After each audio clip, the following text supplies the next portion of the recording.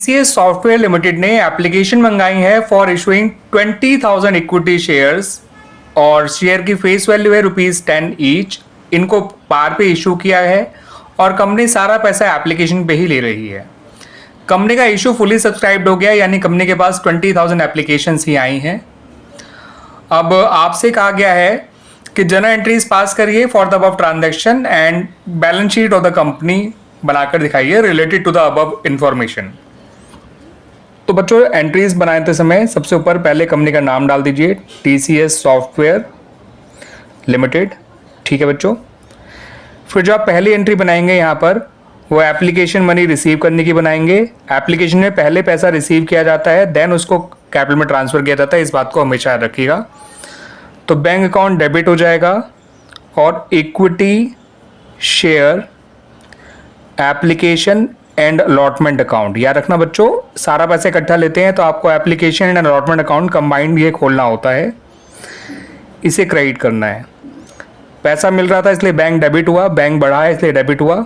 और कितना पैसा मिला? 20,000 इंटू 10 रुपीज़ 2 लाख। तो ये 2 लाख से ये एंट्री बनाई जाएगी। ठीक है बच्चों।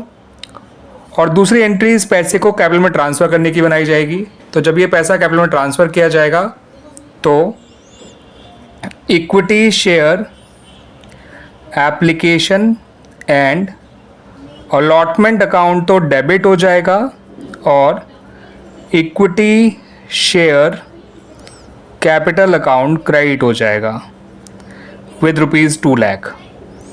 कैपिटल में जब पैसा ट्रांसफ़र करेंगे तो कैपिटल क्रेडिट होती है और ये अकाउंट जो एप्लीकेशन एंड अलॉटमेंट अकाउंट है वो डेबिट हो जाएगा। इस बात को ध्यान रखिएगा बच्चों। तो इस तरह से ये हमारी एंट्रीज़ बन गई। 2 ही एंट्रीज बननी थी, पहले एप्लीकेशन मनी को रिसीव करने की, देन उस पैसे को कैपिटल में ट्रांसफर करने की। रिसीव करते समय बैंक डेबिट होता है, application and allotment account credit हो जाएगा और ट्रांसफ़र करते समय कैपिटल क्रेडिट होता है और एप्लीकेशन अलॉटमेंट अकाउंट डेबिट हो जाएगा। ठीक है बच्चों, ये ध्यान रखिएगा। इस पैटर्न से जब भी आप एंट्रीज बनाएंगे तो कभी भी आपको एंट्री बनाने में गलती नहीं होगी कि अगर पैसा रिसीव कर रहे हो तो बैंक डेबिट, जब पैसा कैपिटल में ट्रांसफ़र कर रहे हो तो शेयर कैपिटल अकाउंट क्रेडिट, और जो बचा हुआ है जो अपोजिट साइड नाम आएगा वो हमेशा उस इंस्टॉलमेंट का आएगा जो इंस्टॉलमेंट आप ले रहे हो। ठीक है बच्चों। आइए अब बना लेते हैं balance sheet related to the above information.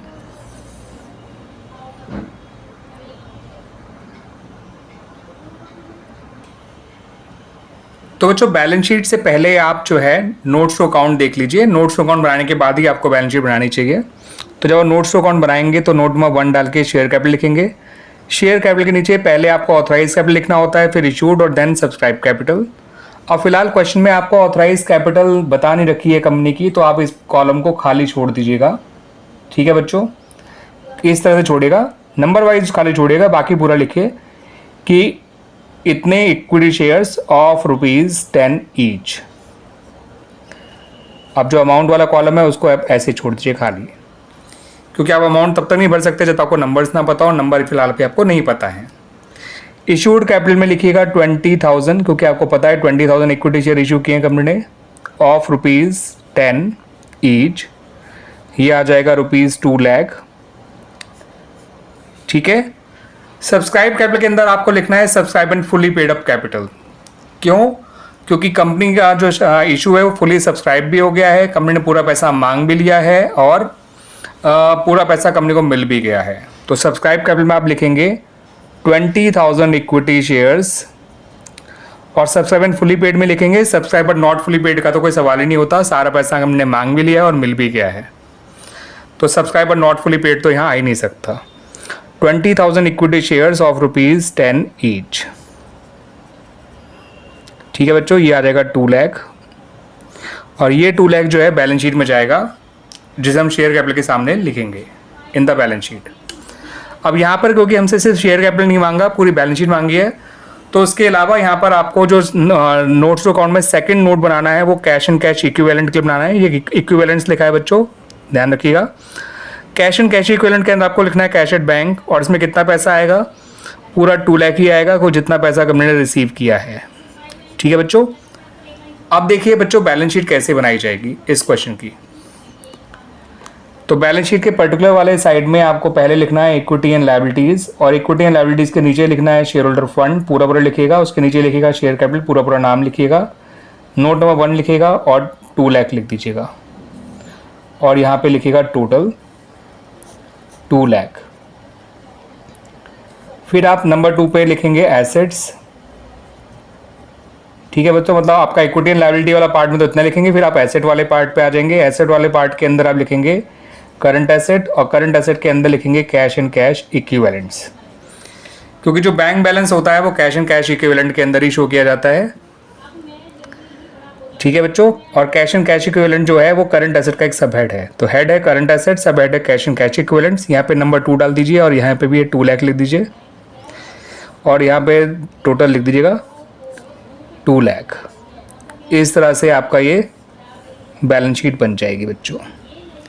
तो ये है बैलेंस शीट, ये है उसका नोट्स टू अकाउंट। मैं फिर भी कहूँगा बच्चों कि आपको मेनली इस बात पे ही फोकस करना है कि शेयर कैपिटल कैसे शो किया जाता है, क्योंकि एग्जाम्स में शेयर कैपिटल के बारे में पूछा जाता है। इस पर्टिकुलर क्वेश्चन में कहा नहीं गया था कि सिर्फ शेयर कैपिटल लिखो, बनाइए, दिखाइए। इन्होंने कहा था बैलेंस शीट बनाइए। दैट्स वाई हमने इसको शेयर कैपिटल के साथ साथ यहाँ पे करंट एसेट में कैश एंड कैश इक्विवेलेंट्स के अंदर कैश एट बैंक को भी शो किया है। तो कैश एंड बैंक का जो वो होता है उसको सब head cash and cash equivalent में लिखा जाता है, जो कि हेड ऑफ करंट एसेट के अंदर आया करता है, ठीक है बच्चों। इस तरह से हमारा ये क्वेश्चन कंप्लीट हो गया। इसमें इतना ही पूछा गया था।